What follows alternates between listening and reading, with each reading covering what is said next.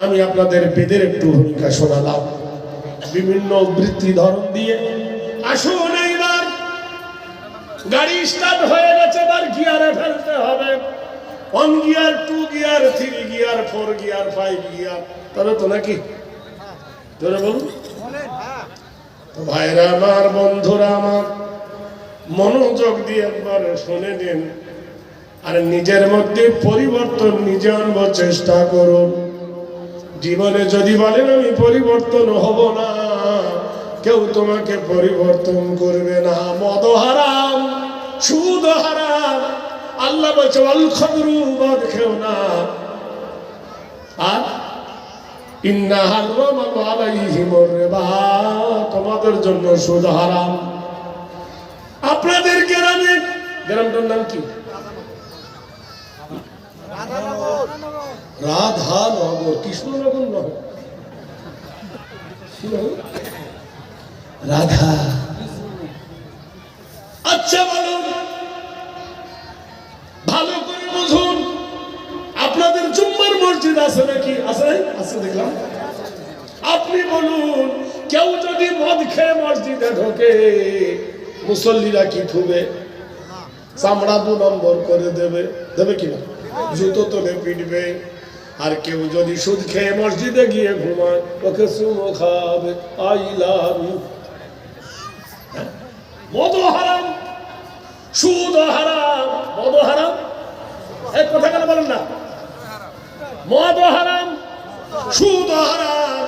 তাহলে মদ খোরকে গলা ধাক্কা দাও, আর সুদ খোরকে কেন গলা ধাক্কা দাও না?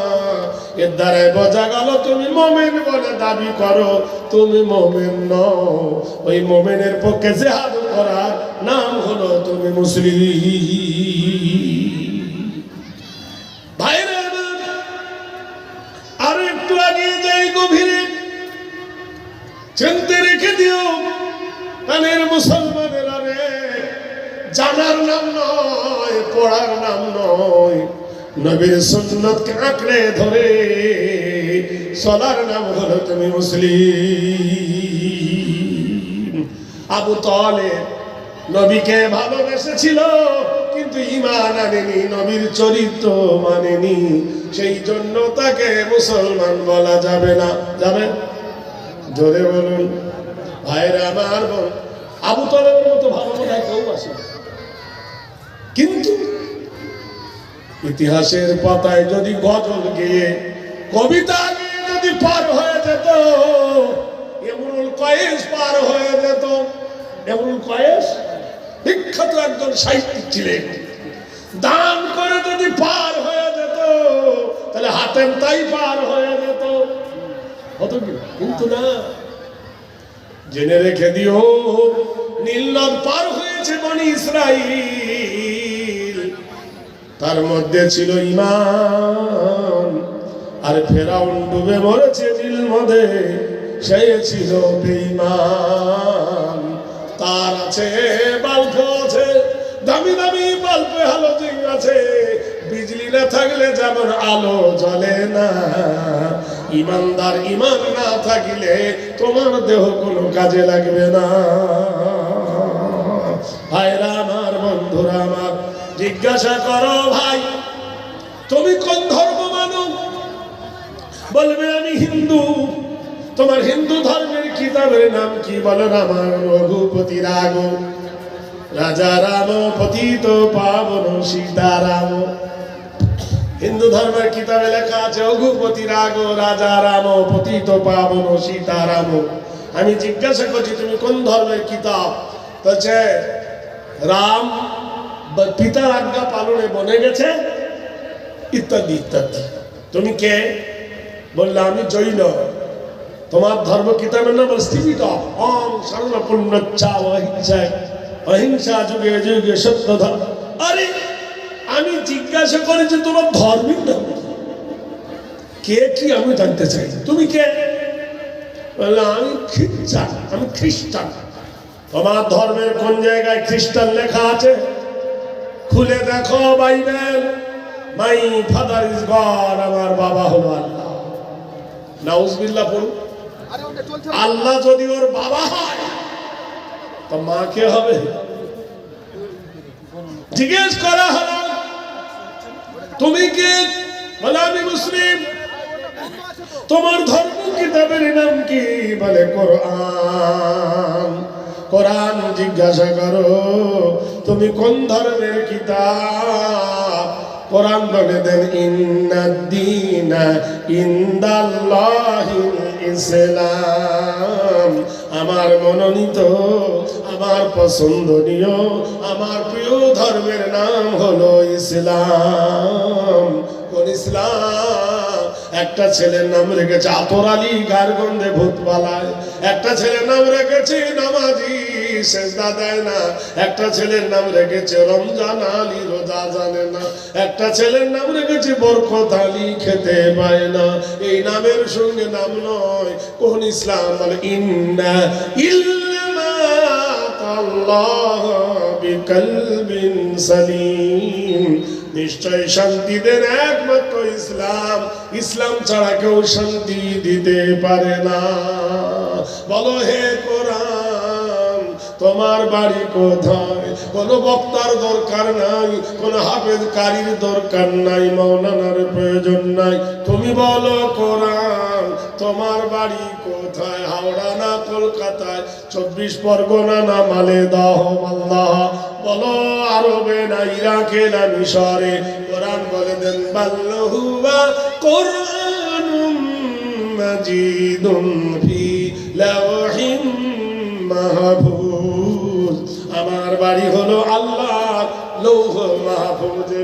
আমি পৃথিবীতে আগমন করার আগে, তাশরীফ বনায়ন করার আগে আল্লাহর লৌহ মাহফুজকে সুসজ্জায় সজ্জিত করে রেখেছিলাম।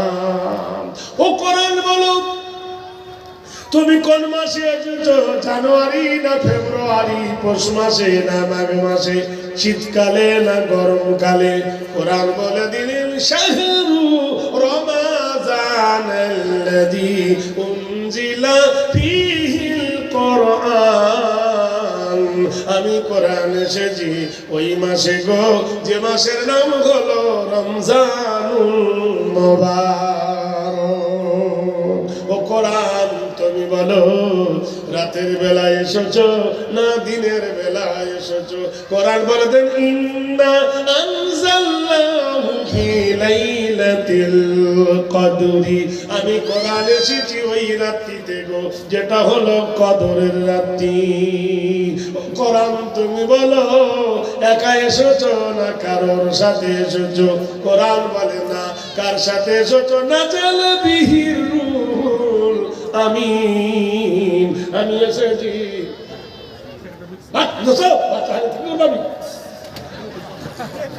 এই স্বভাবগুলো গেল না। কার ছাগল হারিয়েছে, কার গরু হারিয়েছে, কার মহিষ হারিয়েছে, মাইকেল চিল্লাচ্ছে। ছেলে আমি খবর নেই, ছেলে হারিয়েছে, নিয়ে যাও বাড়ির জন্য।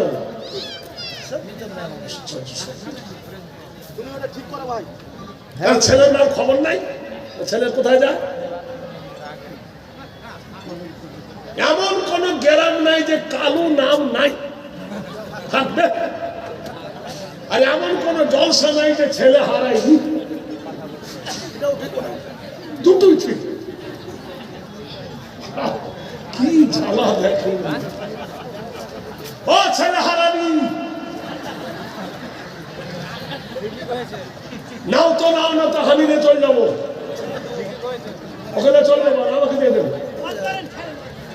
তো তুমি আনলে কেন?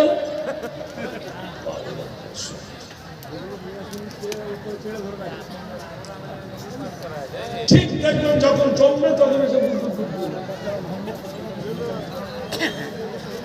হ্যালো ভাইরা আমার, বন্ধুরা আমার, মনোযোগ দিয়ে একবার বলুন বন্ধু, আল্লাহ পাক রব্বুল আলামিন কোরআন কারীমের মধ্যে ঘোষণা করে দিলেন। আপনারা জানেন কবে এসেছে? শাহরু রমাজানাল্লাযী উনজিলা ফীহিল কোরআন।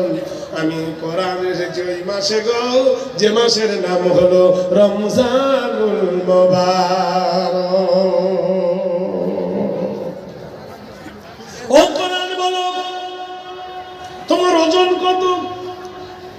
মসজিদে দেখেছি, রাধানগরের মসজিদে দেখেছি 1.5 কেজি 2 কেজি 5 কেজি কোরআন জানিয়ে দিল, লাউ আনজালনা হাযাল কুরআনা আলা জাবালিন লারাআইতাহু খাশিয়াম মুতাসাদ্দিআন মিন খাশিয়াতিল্লাহ।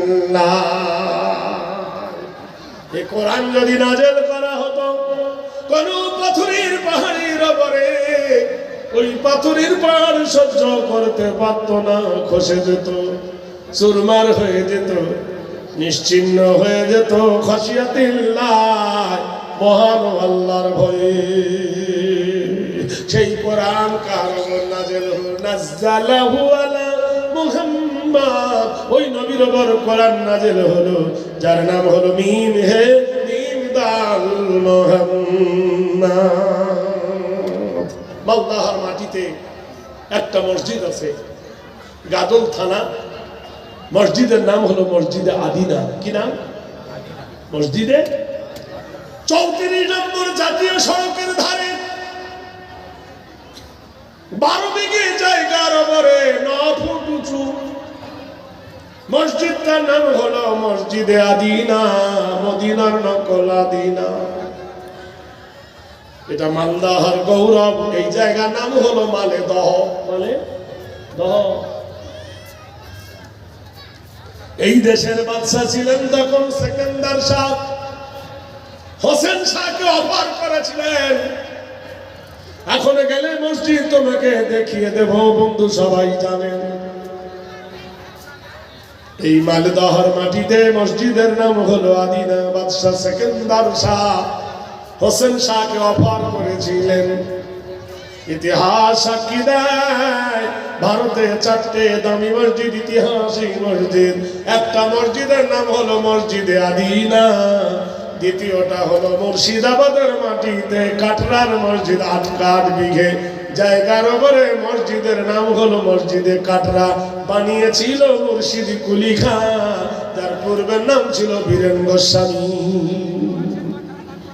অযোধ্যার মাটিতে একটা মসজিদ ছিল, 52 একর সম্পত্তির উপরে বানিয়েছিলেন জহিরুদ্দিন মোহাম্মদ বাবর। নাম ছিল মসজিদে বাবরি। আপনারা জানেন দিল্লির মাটিতে 6 বিঘে জায়গা 22 ফুট উঁচু করে একটা মসজিদ বানিয়েছিলেন বাদশাহ শাহজাহান। সেই মসজিদের নাম হলো জামে মসজিদ দিল্লি। ইতিহাসগুলো একবার দেখলেন কলেজা শীতল হয়ে যাবে বন্ধুরে। আর আমাদের ইতিহাস ছোট বাচ্চার মগজ ধোলাই করতে আমার দেশ স্বাধীন প্রাণ দিয়েছে ভগৎ সিং। করতে আমার দেশ স্বাধীন প্রাণ দিয়েছে ভগৎ সিং। দীনেশ, বাদল, কানাই, অভিরাম, ক্ষুদিরাম, নেতাজি, মতিন্দিনী, এরাই ভারত স্বাধীন। কিন্তু সত্য বলে বলো যে লর্ড ক্লাইভকে বোমা মারতে বলা হয়েছিল কাকে? ক্ষুদিরামকে। ক্ষুদিরাম বোমা হাতে করে নিয়ে দাঁড়িয়েছিল। লর্ড ক্লাইভের গাড়িতে না মেরে ইংরেজের গাড়িতে মেরে দিল, বোমায় উড়ে গেল। তার জন্য গান হলো একবার বিদায় দে মা ঘুরে আসি। পাটের বোমা তৈয়ার করে বসালাম লাইন ধরে, বড় লাটকে মারবো বলে মারলাম ভারতবাসী। কিন্তু সত্যি করে বলো ওই লর্ড ক্লাইভের মুখে যিনি আঘাত করে হত্যা করেছিল তিনি কে? নারে তাকবীর, জোরে বলো। তার নাম ছিল শের আলী।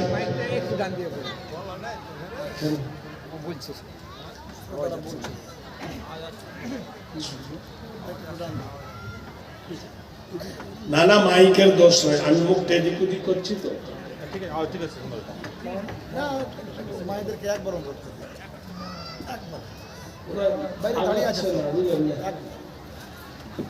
আচ্ছা, ওরা লক্ষ্মী ভান্ডারের টাকা পেয়েছে 1000, স্বামীকে কোনোদিন 100 টাকার আপেল খেতে দিয়েছে? জিন্দেগি থেকে আমাকে তো দেয়নি, আপনাকে তো দেয়নি। এত ওদের গরম। নারীরা বলে স্বাধীন হব আর পুরুষের দরকার নাই, পুরুষ নিয়ে কি করিব, আমরা লক্ষ্মী ভান্ডার পাই। কথা বলেন কিনা?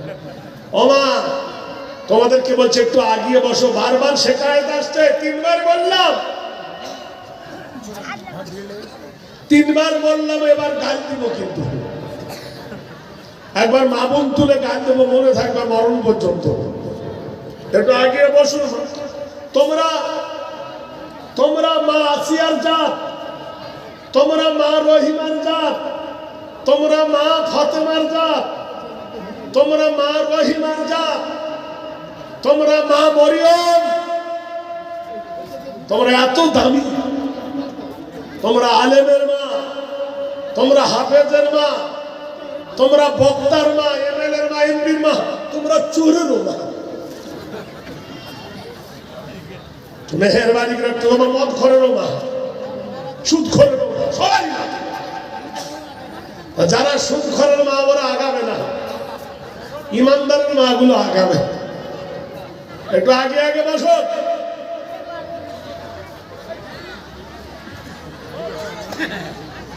বারবার ডিস্টার্ব করলে হয়, বলেন। একটু বসো মা, একটু বসো, একটু আগে আগে বসো, आगे आगे बसो।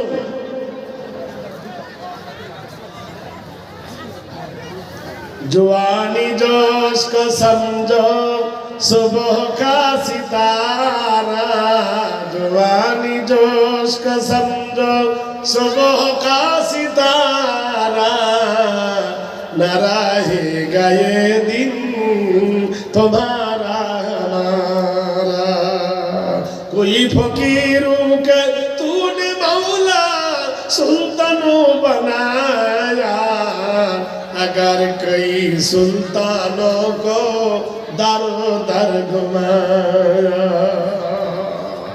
ये जवानी जोश को समझो, ये जवानी जोश को समझो सुबह का सितारा, ये जवानी जोश को समझो सुबह का सितारा, न रहेगा ये दिन तुम्हारा हमारा।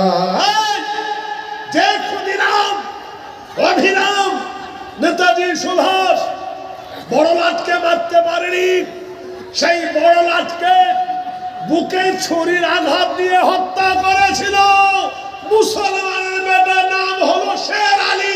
জোরে বলুন নারে তাকবীর, আরো জোরে বলুন নারে তাকবীর। তার নামে গান নাই, তার নামে কবিতা নয়। একবার বিদায় দে, ঘুরে আসি। কবে আসিনি? তাহলে 10 মাস 10 দিন পরে জন্মদিন আসিল। মায়ের ঘরে জন্ম নিয়ে ভারত স্বাধীন করতে পারেনি, ইতিহাস সাক্ষী দেয়। ক্লাইভকে নিষ্ঠুরভাবে হত্যা করেছিল একজন মুজাহিদ মুসলিম, নাম হলো মোহাম্মদ শের আলী।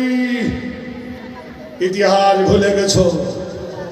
50 টাকার নোটে দেখবেন দিল্লির পার্লামেন্ট একটা পতাকা উঠছে, এইখানে ছিল ইংরেজের পতাকা। এই ইংরেজের পতাকা যিনি ছিঁড়েছিলেন, কোন খ্রিস্টান, কোন ইহুদি, হাপাপদ, গুপপদ, গুয়াপদ, গোবরাপদ নয়, একজন মুসলমানের বাচ্চা। তার নাম ছিল শাহনওয়াজ। সুবহানাল্লাহ বলুন, জোরে বলুন। হাওড়া থেকে পাঞ্জাব পর্যন্ত রাস্তাটা যিনি করেছিলেন, বাঘের বাচ্চা বাঘ, নাম হলো শের শাহ। কি নাম? শের শাহ। দিল্লির মাটিতে একটা কবর থেকে লক্ষ লক্ষ টাকা ইনকাম হয়। কবরটা কার? শাহজাহান আর মমতাজের। নাম হলো তাজমহল। 500 টাকা টিকিট পার হেড। প্রত্যেক মাসে ইনকাম হয় 10 কোটি টাকা। 10 কোটি টাকা মাসে হলে বছরে কত হয়? 100। 20 কোটি টাকা বছরে ইনকাম হয়, যায় কোথায়? মুর্শিদাবাদের মাটিতে হাজার দুয়ারি নবাব প্যালেস বলা হয়, টিকিট এখন 20 টাকা, মাসে ইনকাম হয় 2 কোটি টাকা, বছরে হয় 24 কোটি টাকা। দিল্লির মাটিতে একটা মিনার আছে, নাম হলো কুতুব মিনার, কুতুবউদ্দিন বখতিয়ার, হিজরি ইতিহাস। টিকিট হলো 40 টাকা, মাসে ইনকাম হয় 3 কোটি টাকা, 3 বারো 36 কোটি টাকা। ভারতবর্ষের মাটির ইতিহাস হলো মুসলমানরা চলে গেছে, দোকান রেখে গেছে, দোকানদারি চলছে, মরে গিয়েও দোকানদারি চলে। ফতেপুর সিটিতে একটা ঘর আছে, নাম হলো লালকেল্লা, হুমায়ুন সিটি। আগ্রার মাটিতে একটা আছে, আকবর সিটি, লালকেল্লা। আর দিল্লির মাটিতে শাহজাহান বানিয়েছিল লালকেল্লা। এখান থেকে মাসে ইনকাম হয় 2 কোটি টাকা। হাজী মোহাম্মদ মহসিন, নামটা বুঝতে পারছেন তো? হাজী মোহাম্মদ মহসিন, তিনি 1900 সালে ভারতের সরজমিনে দান করেছিলেন 200 কোটি টাকা। কত টাকা? জোরে বলুন একবার। 200 কোটি টাকা। তখন 5 বছরে ডবল হতো ব্যাংকের মাধ্যমে। তাহলে 1905 সালে হবে 400 কোটি, 10 সালে হবে 800 কোটি, 15 সালে হবে 1600 কোটি, 20 সালে হবে 3200 কোটি, 25 সালে হবে 6400 কোটি, 30 সালে হবে 128 কোটি, 35 সালে হবে 128-এর ডবল, 40 সালে আরো ডবল, 45 সালে ডবল। খাতা কলমে হিসাব করেন, 5 বছরে ডবলে 100 বছর হিসেব করো। হাজী মোহাম্মদ মহসিনের কত টাকা জমা হয় তুমি দিতে পারবে না। ভারতের মাটিতে কোন ব্যক্তি এমন দাতা আছে হাজী মোহাম্মদ মহসিনের মতো একটা দেখাও, ইতিহাস তাকে তুমি সাক্ষী দিলে না। ভাইরে আমার, বন্ধুরা আমার, আমরা যত দোষ নন্দ হোস বলতে গেলে আমরা খারাপ, আমরাই দোষী, আমরা দোষ নিতেও চাই না। ভাইরা আমার, বন্ধুরা আমার, দোস্তরা আমার, হাজার বিপদ এসেছে মুসলমানদের উপরে। ইসলামের বিপদ হবে যত ঘনীভূত, ইসলাম হবে তত ত্বরান্বিত। হর কারবালা কি বাদ ইসলাম জিন্দা হতা হয়। হাদিস কোরআনের কথা বহু শুনেছেন। ভারতের ইতিহাস যদি বলি, মালদহর ইতিহাস, রক্ত গরম হয়ে যাবে তোমার। বাদশাহ সেকেন্দার শাহ, তেনার পেট ব্যথা করছে, অসংখ্য পেটের যন্ত্রণা। এ ডাক্তার ও ডাক্তার, তখন তো এত এমবিবিএস ডাক্তার ছিল না। কবিরাজরা বললেন, মহারাজ আপনাকে বাঁচাইতে গেলে একটা তরিকা আছে। কি তরিকা?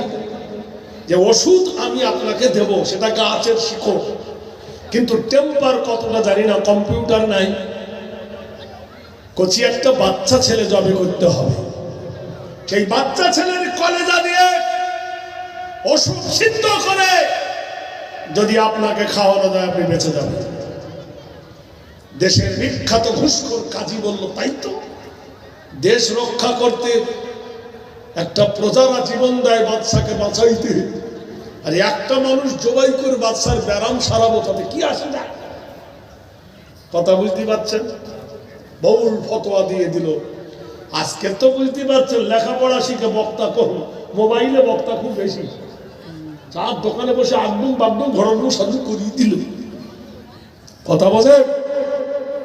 আমার সেদিন ঝগড়া লেগেছিল। একজন বলেছিল যে বাংলায় কোরআন শরীফ পড়েছি। আমি বলে, বাংলায় কোরআন শরীফ যদি তুমি পড়ো তো শুদ্ধ হবে না, কারণ কোরআনে একফা এধার, অজেব গুন্না, নুনে কুতনি জাররা, লাজেম লাজেম অজেব, তাসদীদ তনবিন আদায় করতে তুমি জানবে না। জানবে? হ্যাঁ ভাই, জানবে? বাংলাতে কোনদিন কোরআন শরীফ উচ্চারণ করতে পারবে? ভুল হবে। ভাইরা আমার, বন্ধুরা আমার, দোস্তরা আমার, যদি কেউ ইংরেজিতে কোরআন শরীফ লেখে বা পড়ে তাই ভুল। কোরআন শরীফকে শুদ্ধ করতে গেলে আল্লাহ বলেন ইন্না আনজালনাহু কোরআনান আরাবিয়্যান লাআল্লাকুম তাকিলুন, নিশ্চয় আমি কোরআন নাযিল করেছি আরবি ভাষাতে। হে রাসূল, তোমার জবানি ভাষা আরবি, আর যে ভাষায় তুমি পড়ে যাচ্ছ, যে ভাষা তুমি অবগত আছো, তাই আরবির উচ্চারণ অন্য কোনো ভাষা দিয়ে হয় না।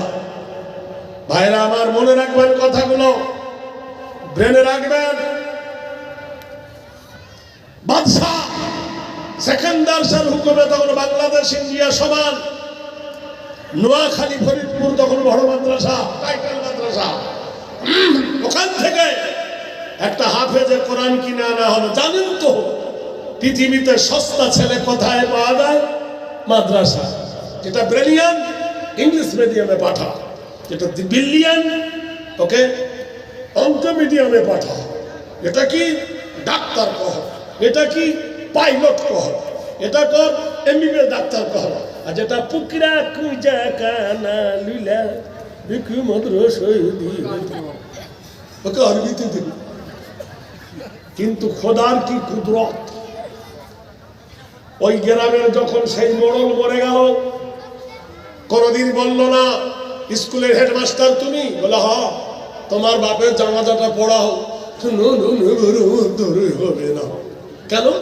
তুই পড়াবি জনগণ মন অধিনায়ক জয় হে ভারত ভাগ্য বিধাতা, ও পারবে না। তোর এমবিবিএস ডাক্তার খান ও বলবে টুইঙ্কল টুইঙ্কল লিটল স্টার, তুই পড়া পারবে? জোরে বলুন। এই পূজাকে বলবে জানাজাটা পড়ি। এই যে ঈদগাহ, সুবহানাল্লাহ বলুন, জোরে বলুন। এই দেশের কোন এমপি এসে যদি বলে নামাজ পড়াবো ঈদগাহতে, দেশের লোক মেনে নেবে? জোরে বলুন। জিন্দেগিতে মারা যায়। বছরের শেষে ঈদের নামাজ পড়তে বলো মাইয়া মা। আমরা একদিন এসেছি জুমাতে ঈদুল ফিতরে, আমি দেখেছি মদিনার মসজিদ, মেয়ে ছেলে বেটা ছেলে একই সঙ্গে, একজন বেটা ছেলে ইমামের পিছনে নামাজ হয়। আমি যতবার মক্কায় গেছি, আমি আজিজিয়াতে দেখেছি, মসজিদে হারসি নিচের তলায় মেয়ে ছেলে, ওপর তলায় বেটা ছেলে, একজন ইমামের পিছনে নামাজ হয়।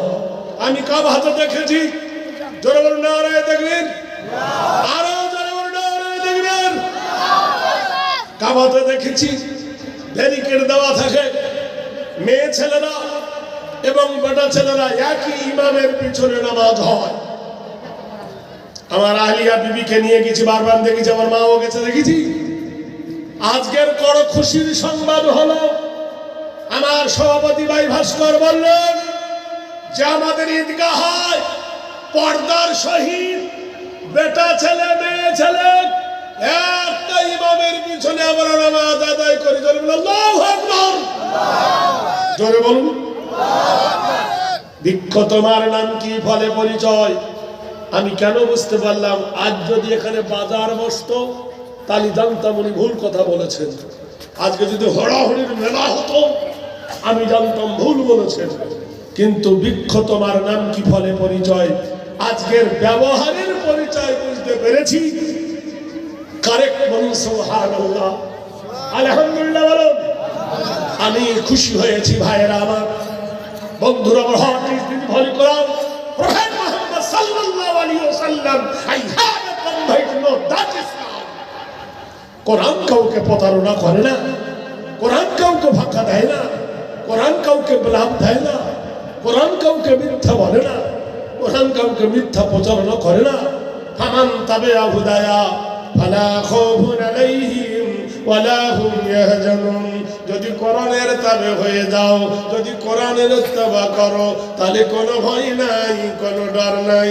আল্লাহর কোরআন বলতেছে ওয়ালা তাহিনু ওয়ালা তাহজানু ওয়া আনতুমুল আলাউনা ইন কুনতুম